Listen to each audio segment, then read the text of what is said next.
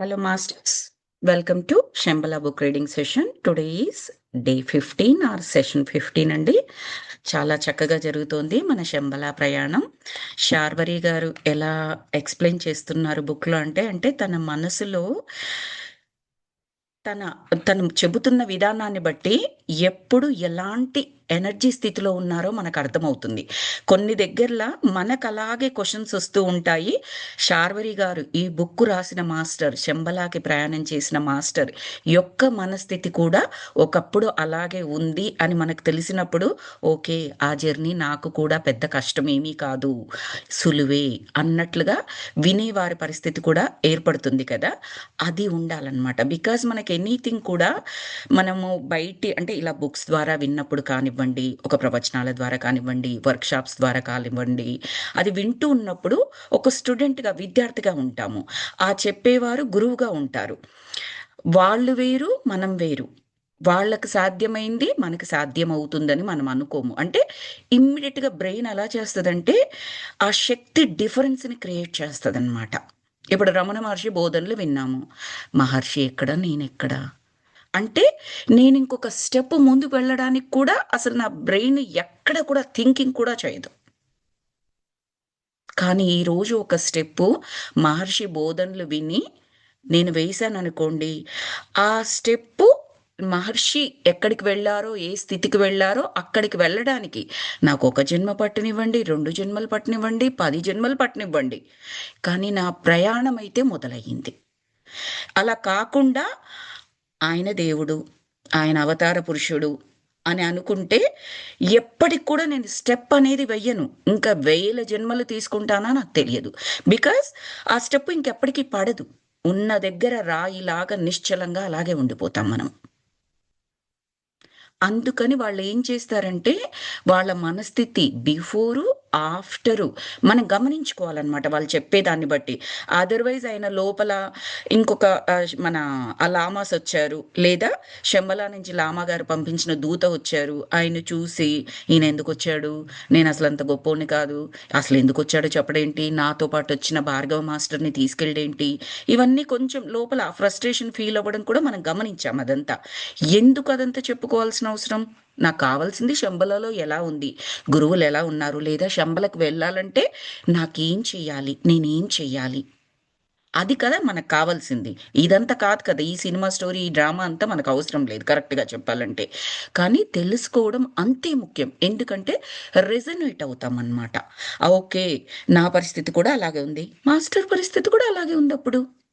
కానీ మాస్టర్ ఎక్కడి వరకు వెళ్ళారు, ఎంత దూరం వెళ్ళారు, ఆయన ఎక్కడెక్కడ ఎలా మారిపోతున్నారు, స్థితి ఎలా మారిపోతుంది, ఎక్కడ గట్టిపడ్డారు ఇన్ ద సెన్స్ కుంగు పొంగు లేకుండా. అది అది ఆ స్థితి ఫైనల్ స్థితికి చేరువయ్యే స్థితి ఉంటుంది చూడండి, ఆ స్థితికి ఎక్కడ ఎలా జరిగింది అవన్నీ మనం రెజనేట్ చేసుకోవాలన్నమాట. అందుకని చెప్పేసి వాళ్ళు ఒక బుక్ రాశారు, ఒక వాక్యం రాశారు, లేదా ఒక పదం ఉపయోగించారు అంటే మనం ఎంత డీప్గా వెళ్ళగలిగితే అంత వెళ్ళొచ్చు. ఫస్ట్ టైం చదివిన వాళ్ళకి అంత డీప్గా వెళ్ళగలరా అంటే వెళ్ళొచ్చు, వెళ్ళలేకపోవచ్చు. రెండోసారి చదివినప్పుడు there will be a definitely difference, even if it is 1%. అందుకే మళ్ళీ మళ్ళీ చదవండి. ఒక బుక్ చదివాము, నాకు ఈ కథ తెలుసు, ఆల్రెడీ తెలుసు, అక్కడ కథ కాదు, ప్రతి ఒక్కటి. సో మల్టిపుల్ టైమ్స్, అది ఓన్లీ ఈ బుక్స్ అనే కాదండి. ఈవెన్ మీరు రామాయణం, మహాభారతం, రామాయణం స్టోరీ తెరవని వాళ్ళంటూ ఉండరు, మహాభారతం తెలియని వాళ్ళంటూ ఉండరు, భాగవతం, భగవద్గీత తెలియని వాళ్ళంటూ చాలా తక్కువ మంది ఉంటారు. బట్ వాటిని కూడా వందల సార్లు ఎందుకు రీడ్ చేయడము, ఎవ్రీడే ఎందుకు రీడ్ చేయడము? అదే ప్రవచనం ఒకప్పుడు నేను విన్నాను, ఒక 10 సార్లు విన్నాను, మళ్ళీ మా ఊరికి అదే ప్రవచనం చెప్పడానికో లేదా వర్క్షాప్ చేయడానికి ఒక మాస్టర్ వచ్చారు, నేను ఆల్రెడీ విన్నానండి 10 టైమ్స్. Don't say that.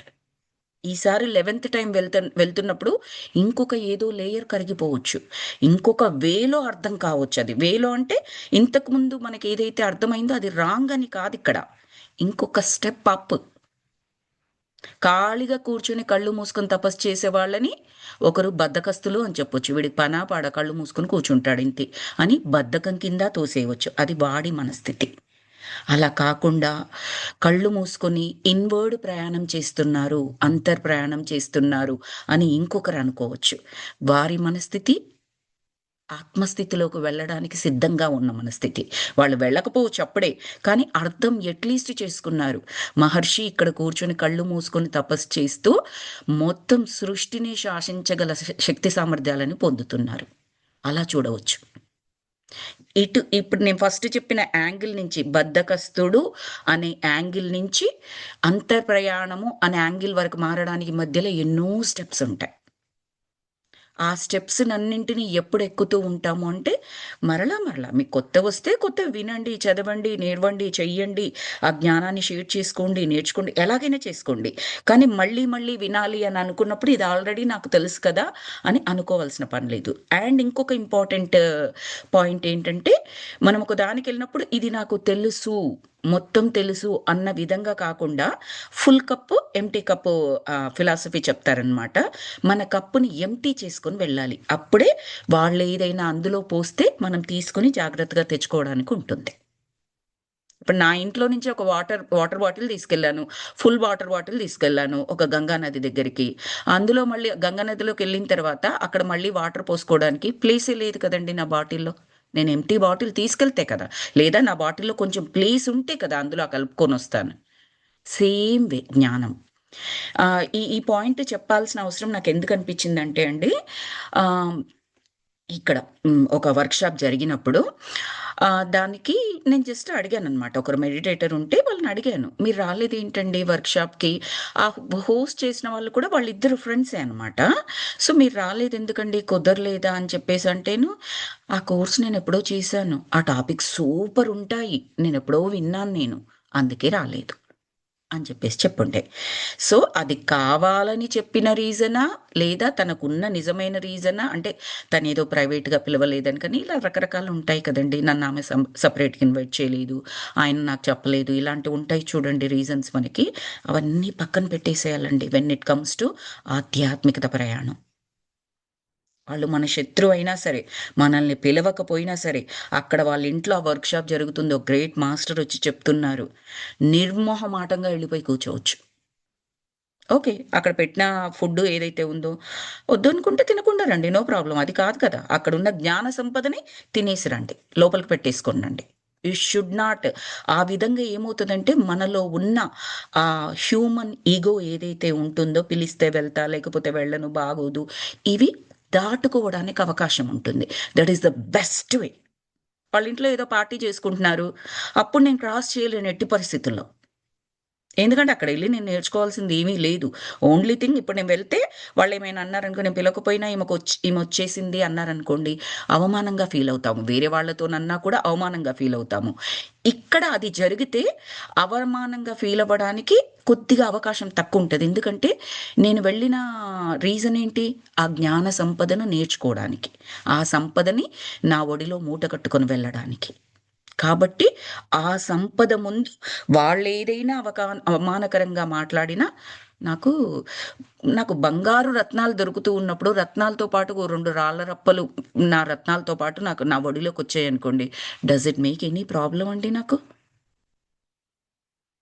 100 ముత్యాలు నాకు దొరుకుతున్నాయి. దాంతో పాటు 2 రాళ్ళు కూడా వచ్చాయి ఏరుకుంటూ ఉన్నప్పుడు. రాళ్ళని తీసి బయట పడేస్తాను. 100 ముత్యాలను మంచిగా నా బ్యాంక్‌లో పెట్టుకుంటాను. అలాగే ఫీలవ్వాలి. అది ఒక బెనిఫిట్. తర్వాత అమ్మాయికి నేను చెప్పాననమాట. "నువ్వు ఇంతకు ముందు వినొచ్చు, ఆ కోర్స్ చెయ్యొచ్చు, ఆ క్లాస్ వినొచ్చు, లేదా వర్క్‌షాప్‌కి అటెండ్ అయ్యుండవచ్చు. బట్ ఈచ్ టైము అటెండ్ అయినప్పుడల్లా అదే జ్ఞానం సరికొత్తగా అర్థమవుతది. ఎందుకంటే, ఆ రోజు విన్నప్పటికీ, ఈ రోజు విన్నప్పటికీ మన యొక్క ఎనర్జీ స్థితి పెరగొచ్చు. స్పిరిచ్యువల్‌గా మనం పడిపోతూ ఉంటే తగ్గొచ్చు కూడా. తగ్గితేనేమో పెరగడానికి ఉపయోగపడుతుంది. ఆల్రెడీ మీరు పెరిగి ఉన్నట్లయితే ఇంకాస్త పెరగడానికి ఉపయోగపడుతుంది. తనకి తన భాషలో ఆ విధంగా చెప్పాను. కరెక్ట్‌గా చెప్పాలంటే ఆ వర్క్‌షాప్‌కి నేనెళ్ళాను. అందులో చెప్పే కాన్సెప్ట్‌లో నేను టీచ్ చేస్తాను కూడా. అన్నీ బేసిక్, వెరీ బేసిక్ కాన్సెప్ట్స్ అనమాట చెప్పింది. అవన్నీ నేను టీచ్ చేస్తాను. వందల సార్లు టీచ్ చేసినవే. నేను వెళ్లి కూర్చొని ఈరోజే ఫస్ట్ టైమ్ చెప్పారు అన్నంతగా తనకి చెప్పాననమాట ఈ మాట కావాలని. ఇదేదో గొప్ప కొరకు చెప్పుకోవడం కాదక్కడ. So, okay. ఒక టీచర్ కూడా మళ్ళీ ఏబీసీడీలు చెప్తున్నప్పుడు అక్కడ వెళ్లి కూర్చుంటుంది. అని చెప్పడానికి. సో, తనకి చెప్పాను నెక్స్ట్ టైము అలా ఎప్పుడు థింక్ చేయొద్దు. నీకు కుదరకపోతే ఓకే గానీ, నేను ఆల్రెడీ విన్నాను అని అని ఉండకూడదు. ఈచ్ మాస్టర్ డిఫరెంట్ డిఫరెంట్ వేలో చెబుతారు. ఆహ్, do not try to repeat this thing next time అన్నట్టుగా, నేను కావాలంటే నీకు గుర్తు చేస్తాను అని కూడా తనకి చెప్పాననమాట. అందుకని చెప్తున్నాను ఎంప్టీ కప్ ఫిలాసఫీ. అది మనం పక్కన పెట్టేసెళ్తే నిజంగా కూడా ఆ రోజు ఆ బేసిక్ కాన్సెప్ట్స్ చెప్తున్నప్పుడు నాకు డిఫరెంట్ వేలో అర్థమైంది ఆ మాస్టర్ చెప్తున్నప్పుడు. వాళ్ళెలా ఎలా ఎక్స్‌ప్లోర్ చేశారు దాన్ని చెప్తున్నా. వెరీ, వెరీ బేసిక్ కాన్సెప్ట్స్ అండి. So, always we need to try to empty our cup. మన కప్పు ఎంప్టీగా చేసుకొని అక్కడికి తీసుకెళ్ళినట్లయితే మనం ఎంత అందులో పోసుకొని రాగలమో అందులో పోసుకోవచ్చు. ఇది గ్రేట్ ఫిలాసఫర్స్ చెప్పిందండి. నేను చెప్పింది కాదు. అక్కడ విన్నది మీకిక్కడ చెప్తున్నాను. I don't know why. But నాకు చెప్పాలి అనిపించింది బిఫోర్ స్టార్టింగ్ ద క్లాస్. ఆహ్, తర్వాత లాస్ట్ వీక్ క్లాస్‌లో లామా గారితోని మాట్లాడుతూ ఉన్నారు మన శార్వరి గారు. లామా గారిని థ్యాంక్ యూ అండి లావణ్య గారు. ఆహ్, హ్మ్. లామా గారితోని ఆ మెడిటేషన్ ఎక్స్‌పీరియన్సెస్ అవన్నీ ఉన్నాయి కదా! ఈయనని వివస్త్రగా బట్టలు కూడా విప్పేసి కూర్చోమన్నారు. కారణం ఏంటంటే శరీరాన్నితో ఐడెంటిఫై చేసుకోకూడదు. ఆత్మతో ఐడెంటిఫై చేసుకోవాలి. ఇప్పుడు ఆ లామా గారు చెప్పినప్పుడు వివస్త్రగా అలా ఉండాలి అని చెప్పినప్పుడు డెఫినెట్‌లీ చాలా ఇబ్బందికరంగా ఉంటది. అందులో అసలు డౌట్ ఏమీ లేదు. కానీ ఆ ఇబ్బందిని కూడా తొలగించుకొని కూర్చోవడం అన్నమాట. ఎందుకంటే ఎదురుగా కూర్చున్న లామ ఈయనని శరీరంగా చూడరు అన్న కాన్సెప్ట్ ఈయనకు అర్థమైనట్లయితే అప్పుడు అసలు ఏ ఫీలింగు ఉండదు. సో, అందుకని కూర్చోబెడతారు. తర్వాత ఆయన మెడిటేషన్‌లో ఆయనకి ఎలాంటివి కనిపించాయి, విశ్వము, ఖగోళము, గోళాలు, గ్రహాలు, నక్షత్రాలు అవన్నీ కనిపించాయి గదా! తర్వాత వికృతమైన రూపాలు అవన్నీ ఏంటంటే మన మనస్సులోని ఆలోచనలు అని చెప్పారు. సో, అదంతా కూడా లాస్ట్ వీక్ క్లాస్‌లో మనం చదువుకున్నాం మాస్టర్స్. సో, ఒక్క పారాగ్రాఫ్ లాస్ట్ వీక్‌ది చదివి కంటిన్యూషన్ మొదలుపెడతాను. అవును. ఒక్కటి నిజం. మా వల్ల అని కాదు, మనందరి వల్ల అని చెప్పాలి. మీరు, మేము వేరు వేరు కాదు. అందరము ఒక్కటే. అందరి తపోఫలం కూడా కలుస్తుంది. దుర్మార్గపు ఆలోచనలు అంటే నెగెటివ్ థింకింగ్ వల్ల చుట్టూ నల్ల మబ్బులు కమ్మాయి. ఋషుల తపస్సు వల్ల కాంతి కిరణాలు దూసుకువచ్చి ఆ మేఘాలని చీల్చుతున్నాయి. అంటే అయితే ఆ చీకట్లను పోగొట్టగలిగినంత వెలుగు తయారు కావటం లేదు. కొద్దిమంది తపస్సుల యొక్క తపోశక్తి ఇంతమంది నెగెటివ్‌ని చీల్చడానికి సరిపోవడం లేదు. జనంలో పాజిటివ్ థింకింగ్ పెరగాలి. లోకంలో మంచివారి సంఖ్య తగ్గి చెడ్డవారి జనాభా పెరిగిపోతుంది. ఇక్కడ చెడ్డ, మంచి అంటే వేరే మీనింగ్ ఏమీ మనం వెతుక్కోనక్కర్లేదండి. Just positive thinking. Negative thinking. Negative thinking అంటే మళ్ళీ దానికో పెద్దగా మనం అర్థాలు తీయక్కర్లేదు. మనం చేసే ఆలోచన ఇప్పుడు లెట్స్ సే నేనిది చెయ్యలేను. నా వల్ల ఏది కాదు. నా గురించి నేను చెప్తున్నా. Still that is negative thinking. నేనెవ్వరిని హర్ట్ చేయడం లేదిక్కడ. నాకు బుక్ రీడింగ్ చెప్పడం చేత కాదు. నాకొక ఊర్లో వర్క్‌షాప్ జరుగుతోంది. నేను వెళ్ళలేను. నాకెప్పుడూ పరిస్థితులు సహకరించవు. ఎవ్వరిని హర్ట్ చేసేది చెప్పకపోయినా, నా గురించి నేనెలా మాట్లాడుతున్నాను స్టేట్‌మెంట్స్ చెప్పేస్తున్నా. నాకెప్పుడూ కుదరదు. నా వల్ల కాదు. That is negative thinking. That is also negative thinking. ఇంకా వేరే వాళ్ళ గురించి చేసే స్వార్థపూరితమైన ఆలోచనలు అవన్నుంటాయి చూడండి. ఇంకా వాటి యొక్క తీవ్రత పెరుగుతా ఉంటుందనమాట. ఒక దట్టమైన మేఘంలాగా మీరు దాన్ని ఊహించుకున్నట్లయితే, ఇంకా ఆ మేఘం కలర్స్ మనకు తెలిసిపోతాయి కదండీ. బాగా వర్షం పడబోతుంది అని అనుకున్నప్పుడు మనము ఎంత మామూలు మనిషైనా పైకి చూడగానే చాలా వర్షం పడేలా ఉందిరా అని చెప్పేసి అంటూ ఉంటారు. సో, అలాగా ఈ నెగెటివ్ థింకింగ్ అనేది ఊహించుకోవచ్చు మనం అలాగా. అది ఎంత దట్టంగా ఉంది అంటే, మహర్షులు చేసే తపస్సు కూడా సరిపోవడం లేదు. కొన్ని లక్షల కోట్ల నెగెటివ్ థింకింగ్ కూడా ఒక మహర్షి యొక్క తపస్సు చేత ఛేదించవచ్చు. అంత శక్తి ఉంటుందండి వాళ్ళకి. అందులో సందేహం లేదు. కానీ ఇది ఎంత దట్టంగా ఉంది అంటే, అలాంటి మహానుభావులు సరిపోవడం లేదు ఈ భూగోళానికిప్పుడు. ఇంకా పుట్టాలి. అదైనా జరగాలి. లేదా ప్రతి ఒక్కరూ చేసే నెగెటివ్ థింకింగ్ తగ్గాలి. ఆ విధంగా ప్రతి ఒక్కరూ కూడా ఈ భూగోళానికి హెల్ప్ చేసిన వారవుతారు. ఈ విశ్వానికి హెల్ప్ చేసిన వారవుతారు. ప్రతి ఒక్కరూ ఒక సమిధగా మారుతారు. ఆ పదం కూడా లాస్ట్ వీక్ ఉపయోగించారు వాళ్ళు. సో, మన శార్వరి గారికి చాలా బాధేసింది లామగారు ఇలా చెబుతూ ఉంటే, నెగెటివ్ థింకింగ్ ఇలా పెరిగిపోయిందని చెప్తూ ఉంటే. సో, మరి దానికి పరిష్కారం ఏది లేదా లామాజీ అని అడుగుతారనమాట. మనందరికి కూడా అదే అనిపిస్తుంది కదా ఇప్పుడు. సో, అదే శార్వరి గారు అడిగారు. "ఏం పరిష్కారం బాబు? చూడు, తారాదేవి ఏడ్చి, ఏడ్చి అలసిపోయింది. వాళ్ళ యొక్క దేవత అని చెప్పేసి అనుకున్నాం కదా! ఏడ్చి, ఏడ్చి అలసిపోయింది. దుఃఖ సాగరం. కింద సముద్రంలాగా ఉంది. ఆమె ఏడ్చిన కన్నీరు. వేల సంవత్సరాల నుంచి" అని చెప్పారు. ఇంకా ఆ జగజ్జననికి కనీసం ఏడ్చే ఓపిక కూడా లేదు. ఏడ్చి, ఏడ్చి నీరు ఇంకిపోయాయి, కన్నీళ్ళు ఇంకిపోయాయి అని చెప్తాను చూడండి. దేవతకలా ఉంది. ఏడ్చినా కారడానికి కన్నీరు మిగలలేదు. అది కూడా రాశారు. ఎండిపోయింది హృదయం. అది కూడా రాసిందే, నేను చెబుతున్నది కాదు. పరిష్కారం ఒక్కటే స్వామి, మన శార్వరి గారికి లామగారు చెప్తున్నారు. మానవత్వంలో పవిత్రత పెరగాలి. మనిషిలో మంచితనం పెరగాలి. ఆధ్యాత్మికత పెరగాలి. తపోశక్తి వల్లనే ఈ జీమూతాలు వదిలిపోతాయి. ఈ జీమూతాలంటే ఈ నల్లటి దట్టమైన కారు చీకటి మేఘాలు. ఆ చీకట్లు తొలగిపోతాయి. కారు మేఘాలు కరిగిపోతాయి. మా అర్హతులు అంటే అక్కడ వారిని అర్హతులు అని పిలుస్తారు. కొన్ని కేటగరీస్ చెప్పారు మనకు ముందు చాప్టర్స్‌లో. ఒక 4 రకాల కేటగరీస్ ఉంటారు అని. అందులో ఒకరు ఈ అర్హతులనమాట. మా అర్హతులు, లామాలు చేస్తున్న తపస్సు చాలడం లేదు స్వామి. చెడును తగ్గించగలుగుతున్నాం కానీ మంచిని పెంచలేకపోతున్నాం. అంటే మీనింగ్ ఏంటి? వీళ్ళ తపోశక్తి పెరుగుతున్న చెడుని తగ్గించడం వరకే సరిపోతుంది కానీ, అది కాదు. తగ్గించడం మాత్రమే కాదు. ఇంకో స్టెప్ ఉంటుంది. మంచి పెరగాలి. ఇంక అంతవరకు లేదు. దీనికి ఎగ్జాంపుల్ మనం ఏం చెప్పుకోవచ్చు? నాకొక రూ. 1,00,00,000 అప్పు ఉంది. నేను బానే సంపాదిస్తున్నాను ఈరోజు. కానీ ఆ సంపాదన ఏంటి? నా డైలీ అవసరాలకి ఆ అప్పు కొద్ది కొద్దిగా తగ్గించడానికి, అంటే రూ. 1,00,00,000 అప్పుని 99,00,000, 90,00,000, 80,00,000 అలా తగ్గించడానికి పనికొస్తుంది తప్పిస్తే, ఓ రూ. 10 ఒక మంచి పనికి డొనేట్ చెయ్యాలి అంటే, నా అప్పే అంత ఉంది. ఇంక నేను డొనేట్ ఎక్కడ చేస్తాను ఒక రూ. 10 మంచి కార్యానికి? అలా అర్థం చేసుకోవచ్చు మనం ఇక్కడ. లేదు, నేను ఒక వర్క్‌షాప్‌కి పక్క ఊరికి వెళ్ళాలి. పక్క ఊరికి వెళ్ళాలి అంటే నాకు రూ. 1000 ఖర్చవుతుంది. నేను 99,00,000 అప్పు పెట్టుకొని, రూ. 1000 ఖర్చు పెట్టుకొని పక్క ఊరికి వెళ్ళగలనా నేను? నాకు ఈ అప్పు భయంగా ఉంటుంది కదా! వెళ్ళలేను కదా! అలా అన్నమాట. కేవలం అది తగ్గించడానికి, పూర్తిగా మొత్తం కూడా కాదు. కొంచెం తగ్గించడానికే సరిపోతుంది తప్పిస్తే, ఇంకా మంచితనం పెరగడానికి సరిపోవట్లేదు అని చెప్తున్నారు. మనిషి దృక్పథంలో మార్పు రావాలి. అంటే చూసే విధానంలో. పథం అంటే మార్గం. దృక్ అంటే ఆ చూసే విధానం. అభిరుచి పెరగాలి. అంటే మంచి మంచి రుచులు. రుచులు అంటే తినే ఫుడ్స్ అని కాదు. ఆలోచనలు. ఆశయం మారాలి. అందుకు నేనేమైనా చేయగలనా మహాత్మా అని అడిగారు శార్వరి గారు. ఓకే. మనం ఇప్పుడు వింటున్నాము. మన మనస్సులో కూడా ఎగ్జాక్ట్‌లీ సేమ్ క్వెషన్ రావాలి. అది బుక్కు యొక్క విశిష్టత. వినడము అంటే ఏంటి? మన కప్పులో కొంచెం జ్ఞానం పోసుకుంటున్నాము అంటే ఏంటి? ఈ క్వెషన్ మనలో ఉదయించాలి. ఇప్పుడు అది జరుగుతున్నప్పుడు మనకు కూడా నేనేమైనా చేయగలనా ఓ విశ్వాత్మ? ఆ విశ్వాన్ని అడగడం.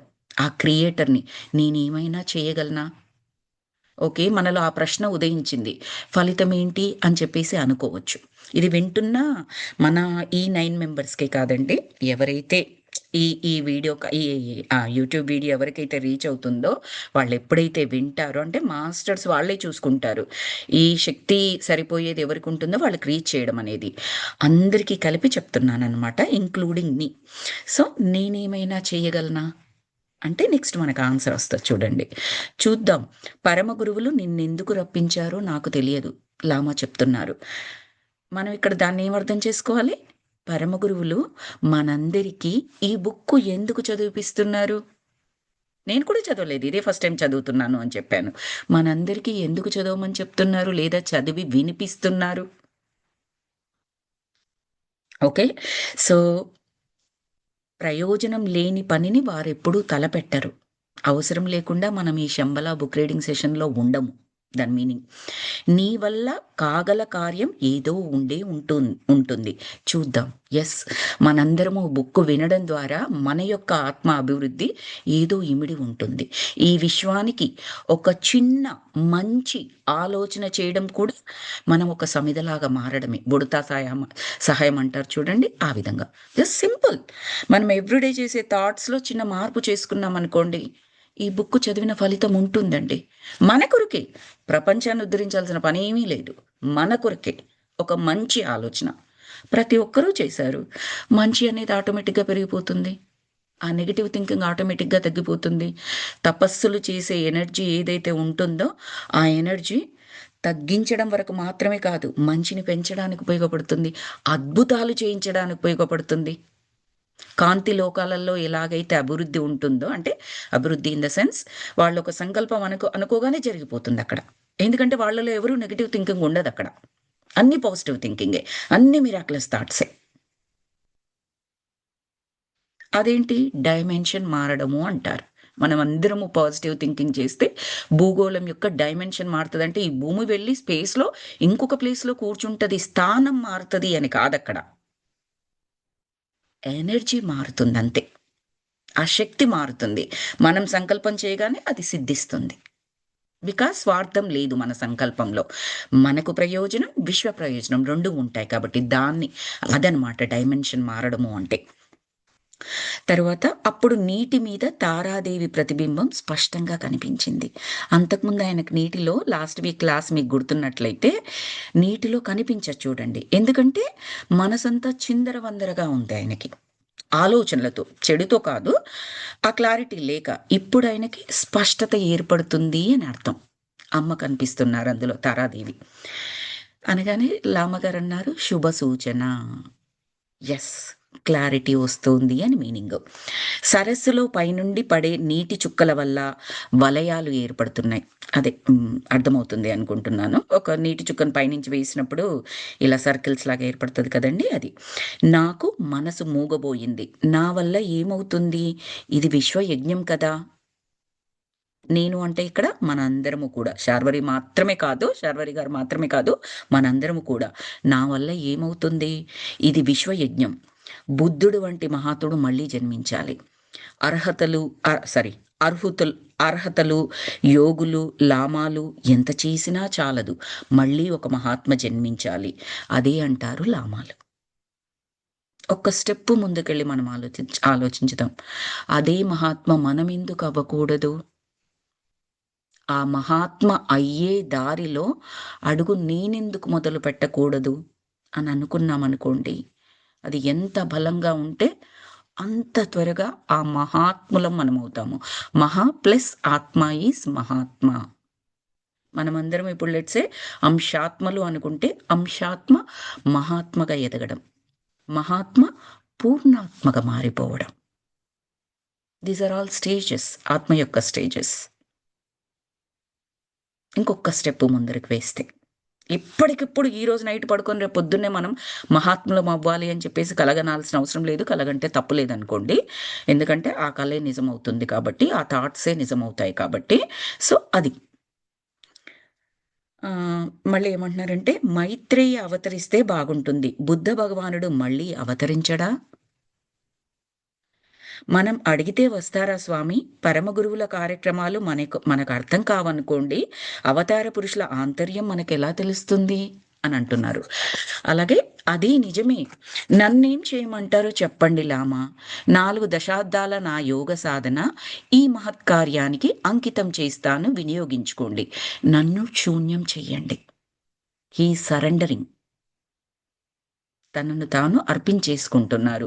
ఎంత 40 సంవత్సరాల యోగ సాధనని నేను మీకు సంపూర్ణంగా అంకితం చేస్తున్నాను. ఆ తపస్సును మొత్తం ధారపోస్తున్నాను. మన శార్వరి గారు చెప్తున్నారు, శూన్యం చేసేయండి నన్ను. ఈ విశ్వయజ్ఞానికి నేను ఏ విధంగా పనికొస్తానో కంప్లీట్గా ఛార్జ్ తీసేసుకోండి. అంటే ఇప్పుడు లెట్సే మనకొక, మన భాషలో చెప్పుకుందాము, ఒక ధ్యాన సదస్సు జరుగుతోంది, వర్క్షాప్ జరుగుతోంది. దానికి 10 లక్షలు ఖర్చు అవుతున్నాయి. ఓకే, 10 లక్షలు నా దగ్గర లేకపోవచ్చు. నేను సేవ్ చేసుకున్నది 1 లక్ష నా బ్యాంక్లో ఉండొచ్చు. దేనికి సేవ్ చేసుకున్నాను? రేపెప్పుడో నాకు అవసరం గురించి. అంతకు మించి ఇంకేం లేదు. ఎవ్రీడే నాకు బానే జరిగిపోతుంది. అంత బానే ఉంది. ఏదైనా అవసరం వస్తే అని సేవ్ చేసుకున్నాను. మీకు 10,00,000 కావాలి కదండీ! నా దగ్గర ప్రస్తుతం 1,00,000 సేవ్ అయ్యుంది. దీన్ని తీసేసుకోండి. మీరెలా వినియోగించుకోగలిగితే అలా వినియోగించగలగండి. అని ఏదైతే ఇప్పుడు ఇది చెప్పినప్పుడు, ఈ ఉదాహరణ చెప్పినప్పుడు ఈజీగా కనెక్ట్ అవుతాము. ఎగ్జాక్ట్‌లీ అదేది. 40 సంవత్సరాల నా యోగ సాధనని మీకు అంకితం చేసేస్తున్నాను. విశ్వయజ్ఞంలో ఎలా ఉపయోగపడుతుంది అనుకుంటే అలా ఉపయోగించండి. లామా మాట పలుకు లేకుండా కళ్ళు మూసుకున్నాడు. తన గురువుని ధ్యానించాడేమో మరి. మాస్టర్స్ అనుమతి అర్థించాడేమో. టైం వచ్చినప్పుడు, అవసరం కలిగినప్పుడు నీకు పిలుపు వస్తుందిలే. మాస్టర్ అనుజ్ఞ కోసం, సందేశం కోసం నిరీక్షించు. ప్రస్తుతం మనం చేయగలిగింది అంతవరకే. మౌన్ మనంగా తొందరపడి చేసేది ఉండదు. అంటే దీని అర్థం ఎలా తీసుకోవచ్చంటే, నాకు అనిపించింది చెప్తున్నాను మాస్టర్స్. నేను ఇవ్వడానికి సిద్ధంగా ఉన్నాను అని మనం చెప్పుకున్నట్లు. అనగానే వచ్చేసి మన సంపదంతా కొల్లగొట్టుకొని వాళ్ళేం వెళ్ళరు. అది కూడా గమనించాలి. అవసరం ఉన్నప్పుడు మాత్రమే ఆ మాస్టర్సు దానిని వినియోగించుకుంటారు. అవసరం లేకపోతే నా లక్ష నా దగ్గరే ఉంటాయి. కాబట్టి వెంటనే నేనిలా సంకల్పం చేయగానే మాస్టర్స్ నా లక్ష ఎత్తుకుపోతారు అని చెప్పేసి భయపడాల్సిన అవసరం లేదు. వాళ్ళకి అవసరం ఉన్నా లేకపోయినా వాళ్ళ స్వార్థ ప్రయోజనాల కొరకు ఉపయోగించుకుంటారు అన్న సందేహమే వలదు. రి రియల్ ఆధ్యాత్మికత మాస్టర్స్ మనం మాట్లాడుకునేది. నాట్ సో కాల్డ్ రాజకీయంగా మిళితమై ఉన్నాయి. చాలా ఉన్నాయి మనకు నేటి సొసైటీలో. అవి కాదు మనం ఇక్కడ చెప్పుకునేది డెఫినెట్‌లీ. సో, అది కూడా చెప్తున్నారు. నువ్వు జస్ట్ సిద్ధంగా ఉన్నానని తెలియచేశావు. మాస్టర్‌ల అనుమతి గురించి వెయిట్ చేద్దాం. అవసరమైతే వారు ఏ విధంగా ఉపయోగించాలో ఉపయోగిస్తారు. అనుజ్ఞ మనకిస్తారు అని చెప్తున్నారు. మరో 10 సంవత్సరాలు నిరీక్షించాలంటారా మహాత్మా? అందుకు నేను బ్రతికి ఉంటానా? అని అడిగారు. ఇక్కడ నేనొకటి చెప్తానండి. ఈ వాక్యం ముందర నేను చెప్పాలది. ఏంటి అంటే ఆహ్, లాస్ట్ ఇయర్ స్పిరిచ్యువల్ టాబ్లెట్స్ మన సీఈఓ గారు జీకే సార్ మాస్టర్ యొక్క క్లాసు మన ఇంట్లో జరిగిందనమాట ఇక్కడ. లాస్ట్ ఇయర్ జాన్వరిలో జరిగింది. జరిగినప్పుడు మాస్టర్స్ ఇక్కడికి రావాల్సినప్పుడు మనకందరికీ తెలుసు ప్రతీదీ మనీతో కూడుకొని కూడా ఉంటుంది కదండీ! ఎవ్రీథింగ్. మనం అనుకోగానే ఇలా ఇక్కడ కళ్ళు మూసుకోగానే అక్కడికి ప్రత్యక్షమయ్యే స్థితిలో ఇంకా లేం కదా! విమాన ప్రయాణ ఖర్చులుంటాయి. రకరకాలుగా ఉంటాయి. సో, అప్పుడు ఒక్కొక్క మాస్టర్ దగ్గరికి వచ్చేటప్పుడు ఏంటి, అక్కడికి ఫ్లైట్ టికెట్లు గానీ, ఇంకా జర్నీ రిలేటెడ్ ఏవి ఎక్స్‌పెన్సెస్ ఉన్నా, స్టేయింగ్ రిలేటెడ్ ఉన్నా కూడా మాస్టర్స్ షేర్ ఉంటారు కదా! ఇక్కడికి వచ్చినప్పుడు ఇప్పుడు నా దగ్గరికి వచ్చినప్పుడు నేను పెట్టుకున్నాననుకోండి. నా దగ్గర నుంచి ఇంకో ప్లేస్‌కి వెళ్తున్నప్పుడు ఆ ప్లేస్‌లో ఉన్న మాస్టర్ పెట్టుకున్నారనుకోండి.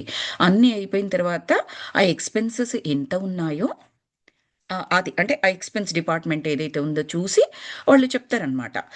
ఇది ఉంది అంటే మాస్టర్ మీకెంతయింది? జీకే సార్ గారొచ్చినప్పుడు లేదా ఇంకొక మాస్టర్ శ్రీదేవి మేడం అనుకోండి, ఎవరైనా అనుకోండి. ఎంతయింది చెప్పండి. ఆ ఎక్స్‌పెన్సెస్ స్పిరిచ్యువల్ టాబ్లెట్స్ కంటూ ఒక బ్యాంక్ ఉంటుంది కదండీ! ఆ బ్యాంక్‌లో నుంచి మీకిచ్చేస్తాము అని చెప్పారనమాట. చెప్పినప్పుడు నేను మా హస్బెండ్‌తో చెప్పాను నేను. ఇలా అంటున్నారండి అంటే, "లేదు శ్రీప్రియ నువ్వది పెట్టుకుందాము అని చెప్పేసి అనుకున్నావు. వాళ్ళిస్తారనేది కూడా నీకు తెలియదు. ఒకవేళ ఇప్పుడు నీకు వాళ్ళిస్తారు అని తెలిసినా కూడా రిటర్న్ తీసుకోవాల్సిన అవసరం ఏమీ లేదు" అని చెప్పేసి అన్నారు. అంటే నేను వారికి చెప్పాననమాట. లేదండి అది నేను హ్మ్. సార్ దానికి నేను నేను నా ఇష్టంతోనే పెట్టుకున్నాను. నేను రిటర్న్ తీసుకోవాలనుకోవట్లేదు అంటే వాళ్ళు ఎంత చక్కగా చెప్పారంటే, వాళ్ళ దగ్గర ఏమీ బడ్జెట్ ఓవర్‌ఫ్లో అయ్యి ఉండదండి. నిరంతరం కార్యక్రమాలు చేస్తూనే ఉంటారు. ప్రతి ఒక్కరి ఔట్ ఆఫ్ పాకెట్ నుంచి. ఇదంతా కూడా సేవ కాబట్టి. లేదు మాస్టర్ మేము రీయింబర్స్ చేస్తున్నాము.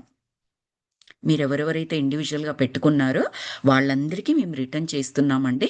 మీరు కావాలనుకుంటే మళ్ళీ నెక్స్ట్ వర్క్‌షాప్ పెట్టుకున్నప్పుడు మళ్ళీ ఇవ్వండి మీరు అని చెప్పారండి. నాకు అద్భుతంగా అనిపించింది. ఎవరైనా వాళ్ళ దగ్గర ఉంటే ఇవ్వడమే కష్టము. వాళ్ళు నిరంతరం కార్యక్రమాలు చేస్తూనే ఉన్నారు. ఇప్పుడు నేను వద్దన్నప్పుడు వాళ్ళ దగ్గర పెట్టేసుకుంటే ఇంకొక దానికి ఇంకొకరిని అడగాల్సిన పరిస్థితి వాళ్ళకి రాదు. ఉపయోగించుకోవచ్చు. కానీ ఖచ్చితంగా ఇస్తామని చెప్పారు.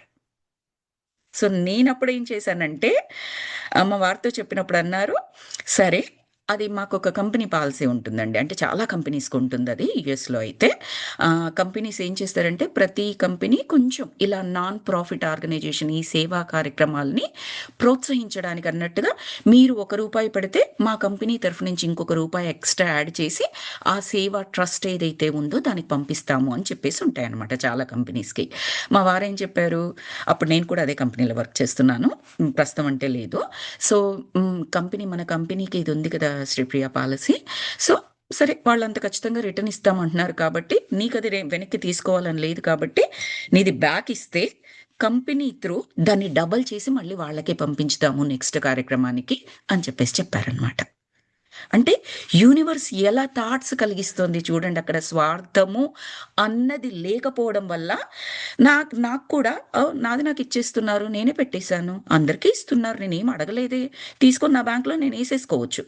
కానీ అలాంటి ఆలోచన ఇవ్వలేదు. మళ్ళీ ఇంకొక ఎక్స్‌ట్రా ఆలోచన ఇచ్చింది. ఏమని?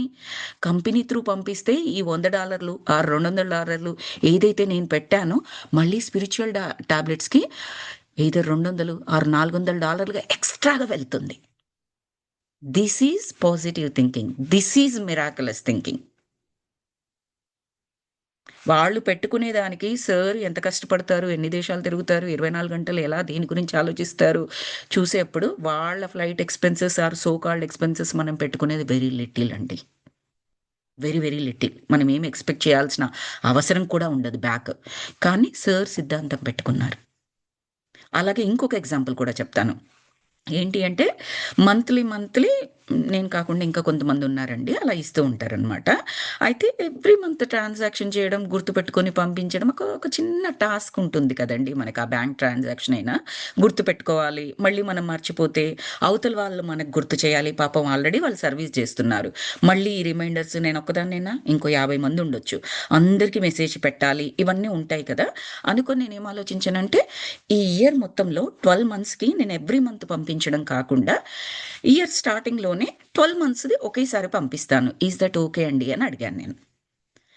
దానికి ఇంకొక బ్యూటిఫుల్ రిప్లై వచ్చిందనమాట.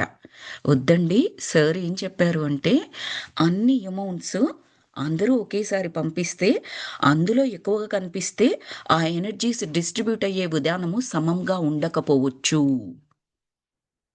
రూపాయి ఖర్చు పెట్టే దగ్గర రూపాయి ఒక్క పైసా ఖర్చు పెట్టొచ్చు. వద్దండి. 1 మంత్‌కే తీసుకోండి. అగైన్ చూడండి. నేను నెక్స్ట్ మంత్ పే చేస్తానో లేదో అండి. నా మనసు మారొచ్చు. నేను అవును చెప్పాను 12 మంత్స్‌కి చేస్తానని. ఈ మంత్ చేశాను. నెక్స్ట్ మంత్ నాకు టైట్ బడ్జెట్ కావచ్చు. నా మనసే మారిపోవచ్చు. నాకు సపోర్టే ఉండకపోవచ్చు ఇంట్లో. ఇంకేదైనా రీజన్ కావచ్చు. ఇంకొక స్పిరిచ్యువల్ యాక్టివిటీకి నేను డబ్బులు ఇచ్చేసుండొచ్చు. ఓకే. ఏదో ఒకటి నేను ఇచ్చేసాను కదా! దీనికి ఇవ్వకపోయినా పర్వాలేదనుకోవచ్చు. వీళ్ళకైతే ఆ మనీ రాదు కదండీ! అలా థింక్ చేయలేదు. చూడండి. అంటే పాజిటివ్ థింకింగ్ గురించి నాకిది చెప్పాలి అనిపించిందండి. పాలిటిక్స్ లేకుండా అనే వర్డ్ ఎందుకు వాడాను అంటే, మీకెక్కడైతే ఆ థింకింగ్ కనిపించలేదో అప్పుడు probably if you wanted to doubt అప్పుడు డౌట్ చేయొచ్చేమో. ఇవన్నీ మనకేంటంటే లిట్మస్ టెస్ట్‌ల్లాగా. Am I giving what I am contributing to the right reason or to the right organization అనే క్వెషన్స్ మనందరికీ ఉంటాయి. ఇవన్నీ లిట్మస్ పరీక్షల్లాగా చెక్ చేసుకోవచ్చు. అది నాకు చాలా అద్భుతంగా అనిపించిందండి. ఎవ్రీ మంత్ నేనే రిమైండర్ పెట్టుకొని నాతో పాటు ఇంకొక ఫ్రెండ్ కూడా అంటే నా త్రూనే తను చేస్తూ ఉంటే, తనది, నాది 2 రిమైండర్‌లు నేనే పెట్టుకొని ఫస్ట్ రోజు చేయాల్సింది నేను ఎయిదర్ 30 ఆర్ 31 అలా రిమైండర్ పెట్టుకుంటాను. అలా పెట్టుకొని చేస్తే తను చెప్పారనమాట. "ఒక్కరోజు కూడా నేను మీకు రిమైండ్ చేయలేదు శ్రీప్రియ గారు" అని చెప్పేసి. ఏంటది ఇంకొక రిమైండర్ నేను ఎక్స్‌పెక్ట్ చేయాలా వాళ్ళ దగ్గర నుంచి? వాళ్ళు చేస్తున్న సర్వీస్‌కి సపోర్ట్ చేయడం అంటే, మళ్ళీ ఎక్స్‌పెక్ట్ చేయడం కాదు కదా! అది నాలో నుంచి వచ్చే క్వెషన్స్ అనమాట. 30, 31 ఎందుకు పెట్టుకుంటానంటే, just in case if I am busy any month 30, 31 అనేది ఒకటుంది. ఈవెన్ 31 కూడా బిజీగా ఉన్నాను, మర్చిపోయాను. ఫస్ట్ అనేది ఉంటుంది కదా! నాకు నేను ఒక 3 స్టెప్స్‌గా అలా పెట్టుకుంటాననమాట. జస్ట్ ఎక్స్‌పీరియన్స్ షేర్ చేస్తున్నాను మాస్టర్స్. Nothing about personal. ఇది నా గురించి చెప్పడం అలా కాదిక్కడ. పాజిటివ్ థింకింగ్ గురించి కానీ, ఒక సేవ యాక్టివిటీ చేస్తున్నప్పుడు వాళ్ళకి మనం సపోర్ట్ చేస్తున్నామనుకోండి, నేను సపోర్ట్ చేస్తున్నాను కదా అనే ఉద్దేశ్యం కూడా మనకు ఉండనవసరం లేదు masters. That is also one kind of layer. Very thin layer. Thick కాకపోవచ్చు, but it's a very thin layer. మనకు ఆ థింకింగ్ కూడా ఉండొద్దు. నేను ఇస్తున్నాను కదా అనే థింకింగ్ కూడా ఉండకూడదు. విశ్వయజ్ఞంలో ఒక సమిధలాగా నేను ఎంత చేయగలిగితే అంత. ఆ విశ్వం నాకు బ్లెస్ చేస్తోంది, ఆపర్చునిటీ ఇస్తోంది అన్న విధంగా ఉన్నామనుకోండి, ఈ లేయర్స్ అన్నీ క్రాస్ చేయడం మనము అలవోకగా క్రాస్ చేయగలం. మనం స్వార్థం చెయ్యకపోయినా కూడా విశ్వం మన తరఫున ఆలోచిస్తుందన్నమాట. స్వార్థం చేస్తే 1% బ్యాక్ వస్తుందేమో, స్వార్థం లేకుండా చేస్తే 100% విశ్వం మనకిస్తూ ఉంటుంది. సో ఆ విధంగా చేసుకున్న మనం బెనిఫిట్లోనే ఉంటాం. చాలా చక్కటి రిజల్ట్స్ ఉంటాయి. ఇది అబ్సల్యూట్లీ ట్రూ మాస్టర్స్. మీరు ఏ మార్గం తీసుకున్నా సరే, ఏ సర్వీస్ తీసుకున్నా, ఇదే ట్రస్ట్, ఇదే ఆర్గనైజేషన్ అని కాదండి. మీరు ఏదైనా తీసుకున్నా ఆ లిట్మస్ పరీక్షలు మీరు చూసుకున్నట్లయితే is it right are wrong అనేది మీకు మీ ఇన్నర్ చెబుతూ ఉంటుంది. You can continue and you can cross over your layers. ఆ లేయర్స్ అన్నీ కరిగించుకుంటూ ముందుకు వెళ్ళిపోవడానికి అవకాశం ఉంటుంది. ఇంకా ఉన్నాయి మాస్టర్స్, నా పర్సనల్ ఎక్స్పీరియన్సెసే, బట్ నాకు గుర్తొచ్చినప్పుడు చెప్తూ ఉంటాను రైట్ టైం అనిపించినప్పుడు. I just want to share that. తర్వాత ఈరోజు మనకు బుక్ కన్నా ఎక్కువగా ఇదే జరిగిపోతుంది.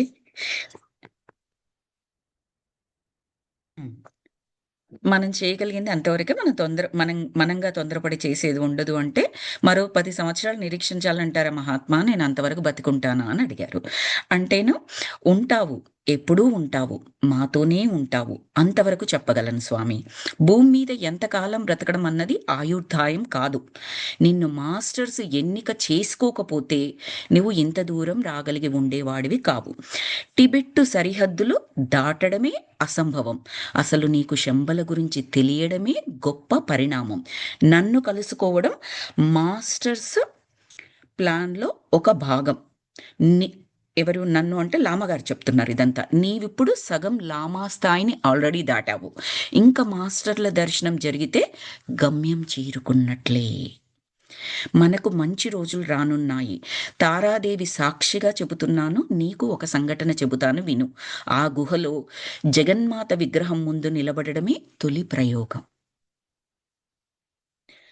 లామా కథ చెప్పడానికి ఉపక్రమించాడు. బ్రదర్, 100 1000 కాదు, లక్షల సంవత్సరాలకు పూర్వం కథ మొదలు పెట్టేశారండి. 100 1000 కాదు, లక్షల సంవత్సరాల పూర్వం మనకన్నా అన్ని విధాల శ్రేష్ఠులైన మనుషులు ఉండేవారంటే మీరు నమ్మగలరా? అవకాశాలు లేని ఆధ్యాత్మిక లోకం అప్పుడు ఉండేది. వారే అవకాశాలు లేని అంటే మంచి అవకాశం, చెడ్డ అవకాశం, రెండు ఆప్షన్స్ ఉన్నాయి మనకి ఇక్కడ. అక్కడ అవకాశమే లేదు, అంతా మంచి, అంతా ఒక్కటే. అంతా ఒక్కటే అన్నప్పుడు రెండోది ఎక్కడుందండి? ఆ ఒక్కటికి చేరుకోవాలి మనం. అది అవకాశాలు లేకపోవడం అంటే అక్కడ మీనింగ్. వారే భూగోళం మీదికి దిగి వచ్చారని మా పూర్వీకులు చెప్పేవారు. వారు మానస పుత్రులు. వారివి మానస శరీరాలు, అంటే ఇలా భౌతిక శరీరం కాదు, కాంతి శరీరాలు అని మనం ఊహించుకోవచ్చు ప్రస్తుతానికి. మానస అంటే మనస్సుతో. ఓకే. ఆలోచనకు బరువు ఉండనట్లే భావ శరీరాలకి బరువు ఉండదు. ఎంత బ్యూటిఫుల్గా చెప్తున్నారండి. శరీరానికి బరువు ఉందండి.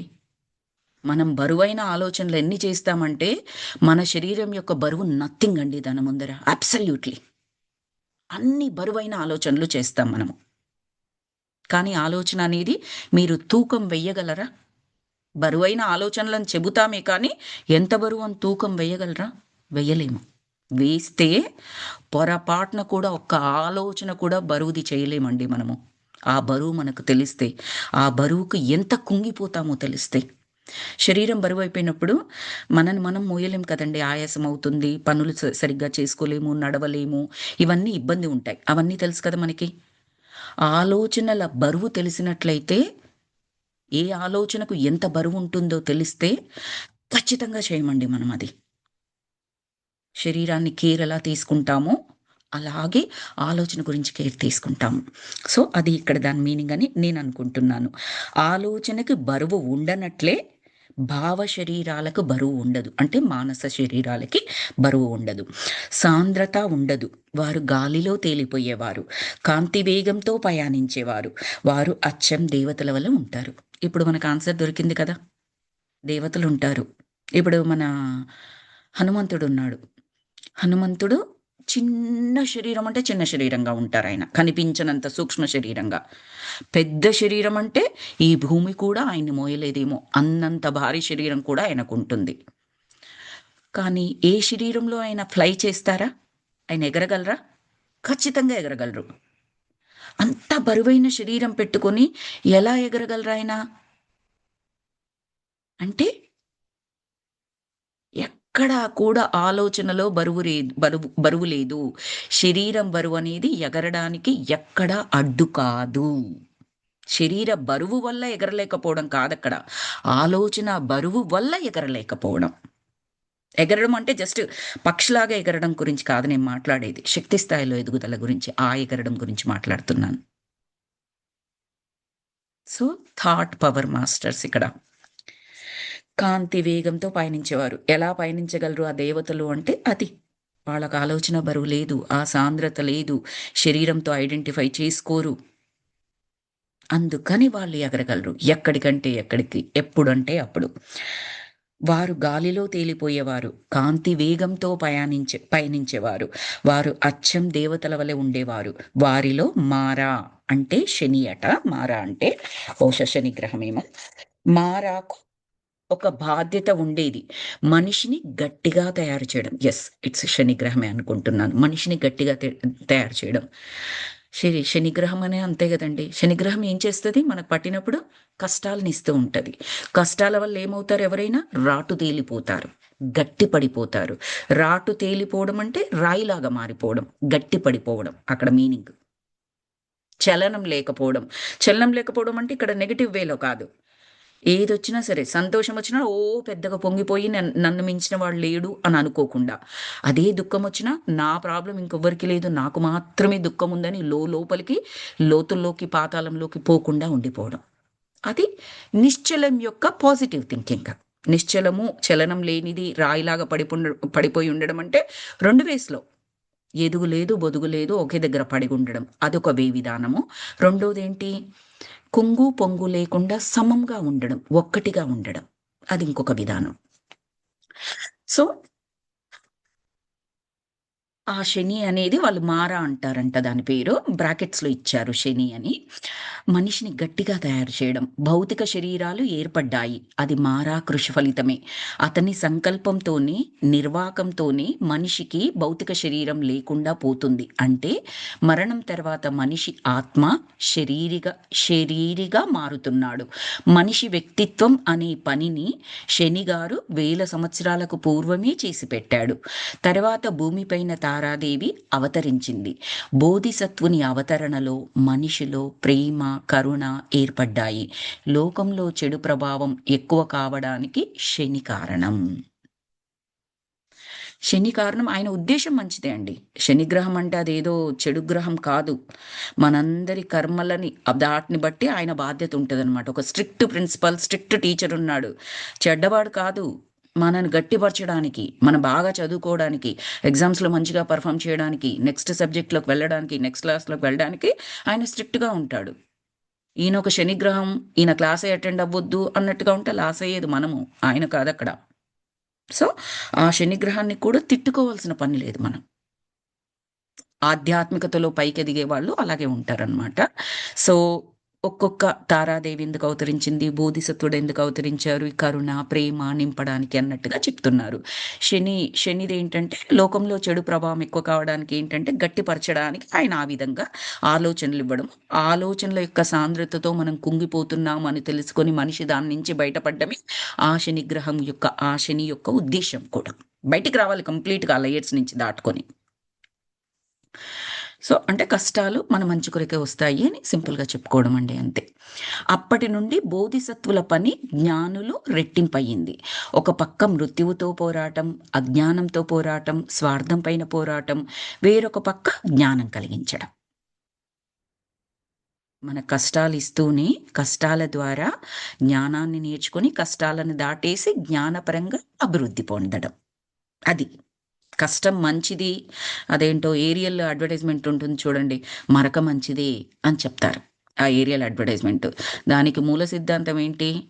కష్టం మంచిదే. రాటు తేలుస్తుంది మనల్ని. శని మంచివాడే. మన కర్మ బ్యాగ్స్ ఏవైతే ఉన్నాయో అవన్నీ తొలగించి, జ్ఞానాన్ని ప్రసాదించి మనల్ని పైకి తీసుకెళ్తూ ఉంటాడు. ఆహ్, అప్పటి నుండి బోధిసత్వుల పని రెట్టింపైంది. ఒక పక్క మృత్యువుతో పోరాటం, అజ్ఞానంతో పోరాటం, స్వార్థం పైన పోరాటం, వేరొక పక్క జ్ఞానం కలిగించడం, ఆధ్యాత్మికత పెంచడం, మానవతని శుద్ధి చేయడం. అంచేత బుద్ధులు, అర్హతులు లోకంలో మళ్ళీ మళ్ళీ పుట్టవలసి వస్తోంది. ఇది మానవ వికాసం కోసం, ఆధ్యాత్మిక పరిణితి కోసం. మనిషి తన బాధ్యతని గుర్తించవలసిన సమయం ఇది. ధ్యాన్ చౌహానులు రోదసిలోని ఇతర గ్రహాల నుండి శక్తిని భూమిపైకి అందిస్తూ ఉంటారు. ఆ శక్తి ప్రకంపనలన్నీ కూడా అదృశ్యంగా ఉంటాయి, మనకు కనిపించేలాగా ఉండవు.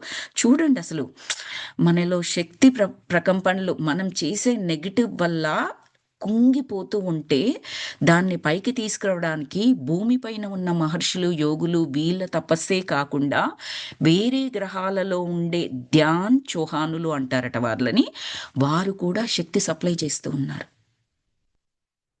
ఇంతమంది ఆలోచిస్తున్నారు మన గురించి. మన గురించి మనం ఆలోచించుకోలేమా? ఒక చెడు థాట్ తీసేసి మంచి థాట్ మనం చేసుకోలేమా? అంత మాత్రం చేసుకోలేమా? ఇప్పుడు ఎలాగంటే ఇప్పుడు నేను మళ్ళీ అప్పు అదే ఎగ్జాంపుల్ తీసుకుంటాను. ఇప్పుడు నా అప్పులు తీర్చడానికి ఒక మంచి వ్యక్తి నా దగ్గరికొచ్చేసి, "అరే బాబు! నువ్వు ఇప్పటినుంచైనా మంచిగుండురా బాబు! ఆ చెడలవాట్లు వదిలేసేయి. నీ అప్పు నేను తీరుస్తానురా. కొత్తగా నీ బిజినెస్ పెట్టడానికి నేనొక రూ. 10 ఇస్తానురా. ఇప్పటికైనా నువ్వు జాగ్రత్తగా ఆలోచించుకొని ఉండురా" అని చెప్పినప్పుడు ఎలాగైతే ఫీల్ అవుతామో ఎగ్జాక్ట్‌లీ ఇది అదంతే. మనం అందులో నుంచి బయటికి రావాలి. సో, ఆ మహాత్ములు కూడా హెల్ప్ చేస్తున్నారు మనకి. శక్తిని సప్లై చేస్తున్నారు. మనం చూడలేం వాటిని. ఆఫ్‌కోర్స్ అదృశ్యము అన్న పదాన్ని రాశారిక్కడ. ఆ శక్తి ప్రకంపనలన్నీ కూడా అదృశ్యంగా ఉంటాయి. మన కొరకు వాళ్ళు మహా తపస్సు చేస్తూ ఉంటారు. ఆ వచ్చిన ఎనర్జీ అంతా ధారబోస్తూ ఉంటారిక్కడ. యుగ యుగాలుగా దివ్య సందేశాలు మనిషికి అందుతూనే ఉన్నాయి. ఎంతమంది అందుకోగలుగుతున్నారన్నదే వేరే విషయం. అంటే ఆ సప్లై నిరంతరంగా జరిగిపోతూనే ఉందండి. కానీ రిసీవ్ చేసుకోవాలి కదా! Empty cup, full cup capacity అది చెప్పాను కదా ఇంతకుముందు ఆ ఫిలాసఫీ. నేను నా కప్పు నా అజ్ఞానంతోని నింపుకొని ఉన్నాను. అక్కడేదో అమృతం పోస్తానంటే నా గ్లాస్‌లో కోక్ పోసుకొనున్నాను. కోకు, స్ప్రైటు ఈ డ్రింకులు పోసుకొనున్నాను. నిండిపోయింది. వచ్చాడు అమృతం పోస్తానే, లేదండి ఫుల్‌గా ఉంది నాది అని నేనన్నాను. ఎంత మూర్ఖత్వం అండి అది! ఎంత అజ్ఞానం అది! బట్ నా దృష్టిలో ఓ $2 పెట్టుకొని ఆ స్ప్రైటో, కోకో కొనుక్కున్నాను నా కొరకు. అది పారబోసి ఈ అమృతం తీసుకోవడానికి రెడీగా లేను. ఒక కప్ ఎవరైనా ఎక్స్‌ట్రాగా ఇస్తే మాత్రం తీసుకొని పోతాను. ఆ అమృతాన్ని కూడా. కూడా అంటే ఇక్కడ నాకు నా కోకు గావాలి, అమృతం గావాలి. రెండింటిని ఒకే విధంగా చూస్తున్నా అని దాని మీనింగ్.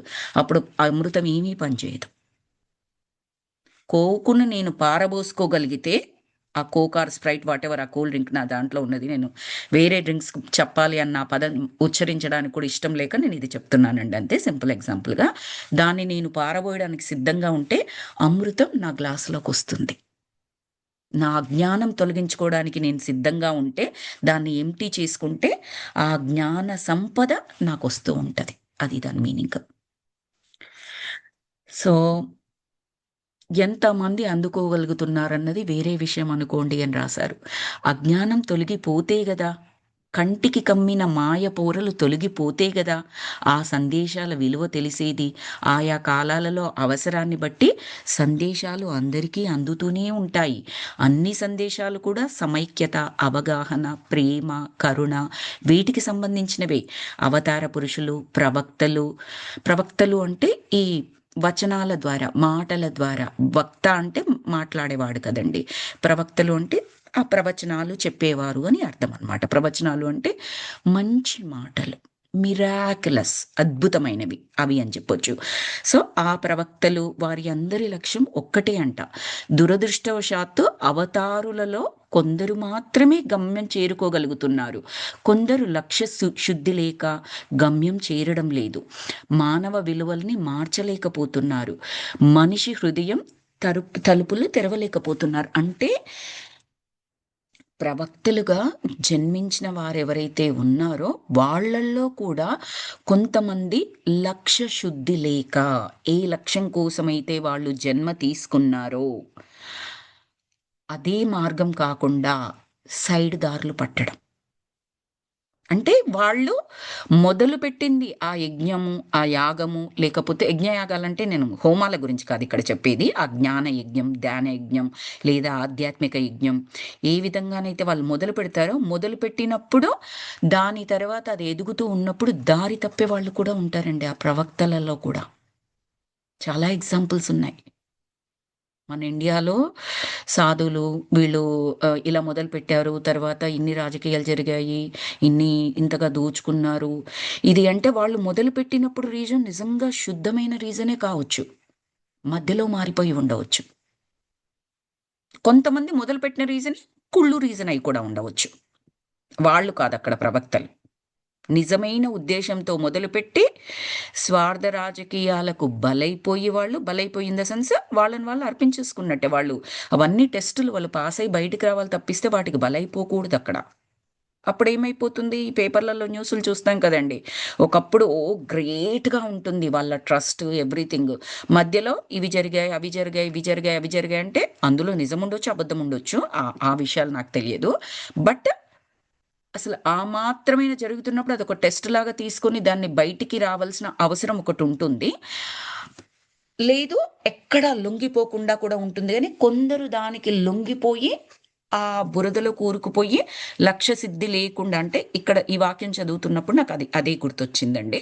లక్ష్య శుద్ధి లేక గమ్యం చేరడం లేదు. వాళ్ళు ఏదైతే రీజన్‌తో మొదలుపెట్టారో అక్కడికి వెళ్ళలేకపోతున్నారు. ఆ తర్వాత అది కొనసాగలేకపోతుంది. వాళ్ళు శరీరం విడిచిపెట్టిన తర్వాత ఆ సంస్థ కొనసాగలేకపోతుంది అని దాని మీనింగ్. అంటే ఉద్దేశ్యం మంచిదే. మధ్యలో మిస్ అయ్యారు అని అర్థం. వాళ్ళ పర్పస్. మానవ విలువల్ని మార్చలేకపోతున్నారు. మార్చలేకపోయారు. మనిషి హృదయం తలుపులు తెరవలేకపోతున్నారు. సో, అలా కూడా ఉంటుంది అంటున్నారు. ఇప్పుడు అర్హతల కాలం చెల్లిపోయింది. ప్రతి మనిషి అర్హుడు కావాలి. ప్రతి ఒక్కరిలో ఆధ్యాత్మికత పెంపొందాలి. ప్రేమ సందేశాలు అందరికీ అందాలి. అందుబాటులో ఉండాలి. మనిషికి స్వయం నిర్ణయం కావాలి. ప్రేమతో జీవించాలి. ప్రేమను సాధించాలి. దివ్యులంతా మానవత్వాన్ని అభిమానిస్తారు. మనిషిలో అజ్ఞానం నశిస్తే ఈ చీకట్లు తొలగిపోతాయి. ప్రేమతో హృదయాలు నింపుకోవాలి. మరి అజ్ఞానం ఎలా నశించాలి? సింపుల్. చీకటి తొలగిపోవాలంటే ఏం చేయాలి? ప్రపంచంలో చీకటి తొలగిపోవాలంటే సూర్యుడు రావాలి. నా ఇంట్లో గదిలో చీకటి తొలగిపోవాలంటే నేనొక దీపం పెట్టుకోవాలి. లేదా ఒక లైట్ వెలిగించుకోవాలి. లైట్ స్విచ్ ఆన్ చేయాలి. మనలో ఆ చీకట్లు తొలగిపోవాలంటే జ్ఞానం అనే లైట్. మీకెంత దేదీప్యమానంగా వెలిగిపోవాలనుంటే అంత పెద్ద అంటే అంత ఎక్కువగా జ్ఞానం తీసుకుంటూనే ఉండాలి. ఎక్కడ కూడా చీకటి ఉండకూడదు. దేదీప్యమానంగా వెలిగిపోవాలంటే నిరంతరం జ్ఞాన సాధన. అంతే. అజ్ఞానము, చీకటి 2 ఒకటే మీనింగ్ అది. సో, అజ్ఞానము నశిస్తే ఈ చీకట్లు తొలగిపోతాయి. ప్రేమతో హృదయాలు నింపుకోవాలి. ప్రతి మనిషి గుండె ఒక రణరంగం అవుతోంది. ప్రతి హృదయం కూడా ఒక కురుక్షేత్రం. ప్రతి ఒక్కరిలో మంచి చెడుల మధ్య ఘర్షణ, పోరాటం. సనాతన ధర్మం ప్రతి మతానికి మౌలిక సూత్రం. బాగా గమనించాలి మాస్టర్. సనాతన ధర్మం అనేది ఒక ఒక డిఫరెంట్ ఒపీనియన్ ఉంది. It's only related to Hindu religion అని. It's not. అది మతానికి సంబంధించినది కాదు. మానవత్వానికి సంబంధించింది. ఒక హిందువైనా, ముస్లిమైనా, క్రిస్టియన్ అయినా, ఇంకొకరైనా అందరూ మానవులే. అందరిలో ఉండాల్సిన తత్వం మానవత్వం. కాబట్టి సనాతన ధర్మం అనేది మానవత్వానికి సంబంధించి తప్పిస్తే మతానికి సంబంధించింది కానే కాదు. ఏ బుక్స్‌లోనైనా అదే ఉంటది మాస్టర్స్. అది స్వార్థపరులు తీసుకొచ్చిన డివిజన్ తప్పిస్తే మరింకేమీ ఉండదు. సో, సనాతన ధర్మం ప్రతి మతానికి మౌలిక సూత్రం. ఇది మనము 'ఎన్నో జన్మలు ఎందరో మాస్టర్స్' అనే బుక్‌లో కూడా రిచర్డ్ గారు అదే చెప్పారు. ఆయన ఆయన జన్మతః ఆయన క్రిస్టియన్ మతస్థుడు. మనకందరికీ మీరు విన్నవాళ్ళైతే గుర్తుండుంటదది. ఆ బుక్ రీడింగ్ చేసినప్పుడు లేదా ఆ బుక్ రీడింగ్ సెషన్ విన్నవాళ్ళు. అందులో ఆయన చాలా చాప్టర్స్ వరకు దాన్ని ఖండిస్తూ అవునంటూ, కాదంటూ, అవునంటూ, కాదంటూ ఆల్మోస్ట్ 75% ఆఫ్ ద బుక్ ఆయనలో సందేహాలు రావడం, అవి నివృత్తయిపోవడం జరుగుతూ ఉంటదనమాట. సో, సనాతన ధర్మం అనేది ఒక దేశానికి, ఒక మతానికి, ఒక ప్రాంతానికి సంబంధించింది కాదు. మానవత్వానికి సంబంధించింది. కర్మ సిద్ధాంతం నుండి మనిషి ముందుగా విముక్తం కావాలి. అది స్వతంత్రేచ్ఛ. గత జన్మల కర్మల్ని మళ్ళీ మళ్ళీ జన్మ ఎత్తుతూ అనుభవిస్తామన్న మూఢనమ్మకం పోవాలి. అప్పుడే మనిషి స్వతంత్రుడు కాగలడు. మనీషిగా కాగలడు. ఒక్క నిమిషం అండి, నాకు ఈ లైన్ అర్థం కావట్లేదు, మళ్ళొకసారి చదువుతాను. కర్మ సిద్ధాంతం నుండి మనిషి ముందుగా విముక్తం కావాలి. అది స్వతంత్ర ఇచ్ఛ. గత జన్మల కర్మల్ని మళ్ళీ మళ్ళీ జన్మ ఎత్తుతూ అనుభవిస్తాము అన్న మూఢనమ్మకం పోవాలి. అప్పుడే మనిషి స్వతంత్రుడు కాగలడు. మనీషి కాగలడు. నాకు అర్థం కావట్లేదు మాస్టర్స్, అంటే దీన్ని ఎలా చెప్పాలో. బికాస్ కర్మ సిద్ధాంతంతోనే కదా మనము జ్ఞానాన్ని కూడా ఎక్స్ప్లెయిన్ చేయగలిగేది. మనము టర్మినాలజీ వేరుగా ఉండవచ్చు. అక్కడ కర్మ అన్న పదం వాడతారు, ఇక్కడ జ్ఞానం అన్న పదం వాడతారు. ప్రతి ఆత్మ కూడా ప్రతి జన్మలో కొంచెం కొంచెం పాఠాలని నేర్చుకోవడానికి తీసుకుంటుంది. ఎంతైతే పెట్టుకుంటుందో అది నేర్చుకుంటుంది. ఆ పాఠాలు ఎలా నేర్చుకుంటాము? పరీక్షల ద్వారా. ఆ పరీక్షలలో నెగ్గడం ద్వారా పాఠం కంప్లీట్ అయిపోయింది అని చెప్పేసి అనుకుంటాము. అదే కర్మ సిద్ధాంతంలో ఎలా మాట్లాడతాం దాన్ని?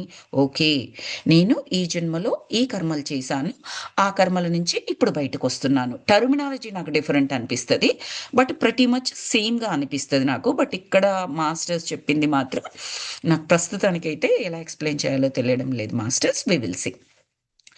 ఇప్పుడు కావాల్సింది ఏమిటి పండిట్జీ అని అడిగారు శార్వరి గారు. మనిషికి అత్యవసరంగా ఆధ్యాత్మిక అవగాహన ఏర్పడాలి, సాధన పెరగాలి, అవగాహన పెరగాలి. ఆ పని అన్ని దేశాలలో నిదానంగా జరుగుతున్నది. మన మాట ఎవరు వింటారు? ఎవరికి వారే స్వతంత్రులు కదా. విన్నా ఎంతమంది వింటారు? మనిషి తెలివి మీరిపోయాడు లామాజీ అని శార్వరి గారు అన్నారు.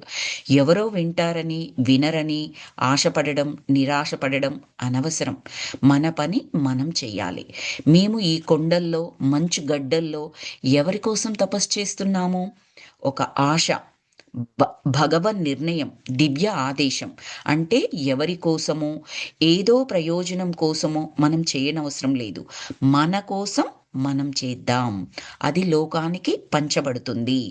అది సూత్రం. ప్రతి మనిషి తన వంతు కష్టపడితే, నిజాయితీగా ఉంటే చాలు. ఏమీ ఆశపడిన అవసరం లేదు. నా వంతు కార్యక్రమం నేను చేస్తే, నేను చేయాల్సిన పాజిటివ్ థాట్స్, నా మిరాకులస్ థాట్స్ నేను చేయగలిగితే అంతే. ఇంకొకరు చేశారా? నేను ఒక్కదాన్నే ధ్యానం చేస్తే ఇల్లంతా ఎలా అవుతుంది? ఇంట్లో అందరూ చేయాలి కదా.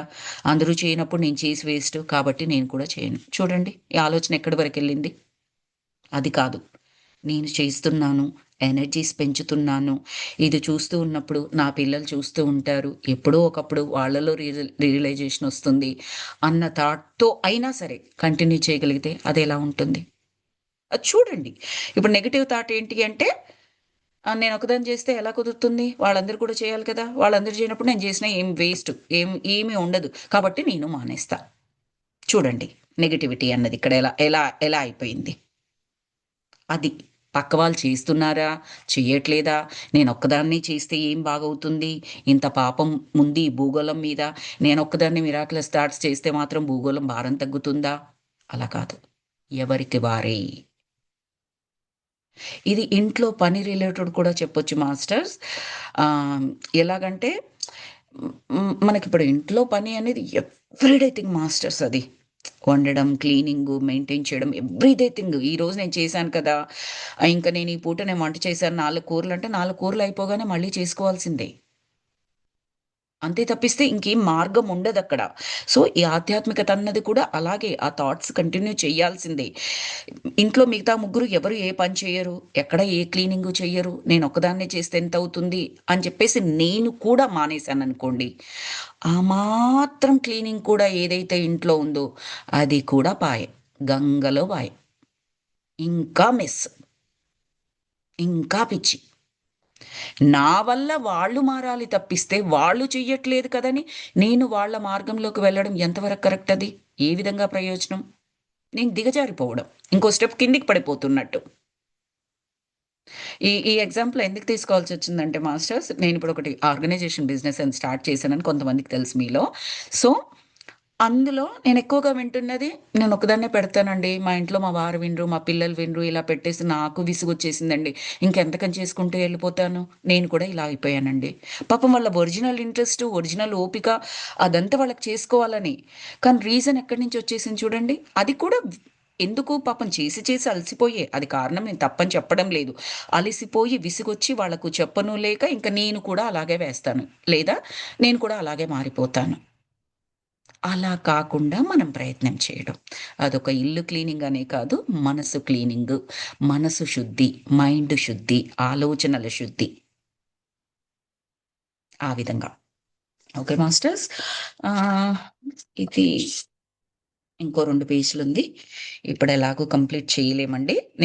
నేను స్టాప్ చేస్తున్నాను. మళ్ళీ నెక్స్ట్ వీక్ కాదు. రేపే ఉంది కదా మనకి. రేపే మనం కంటిన్యూ చేసుకుందాం masters. Thank you so very much. ఈరోజు ఎక్కువగా అంటే ఇది చదువుకోలేకపోయాము. ఎక్కువగా ఎక్స్‌ప్లనేషన్ ఇచ్చుకున్నాము అనిపించింది. బట్ వాటెవర్ మాస్టర్స్ మనకి ఏది చెప్తున్నారో అది చెప్పడమే, అది వినడమే మనం చేయగలిగేది. Thank you so very much masters for all the group energies today. Thanks to all the universal astral masters. విశ్వాత్మకి, ప్రకృతి మాతకి, భూమాతకి అందరికీ హృదయపూర్వకమైన ధన్యవాదాలు తెలియజేసుకుందాం. అలాగే ఈ బుక్కుని, ఈ జ్ఞానాన్ని మనకందించిన శార్వరి మాస్టర్‌కి, లామాలందరికీ కూడా ధన్యవాదాలు తెలియజేసుకుందాం masters. Thank you so very much. Let me stop the recording first.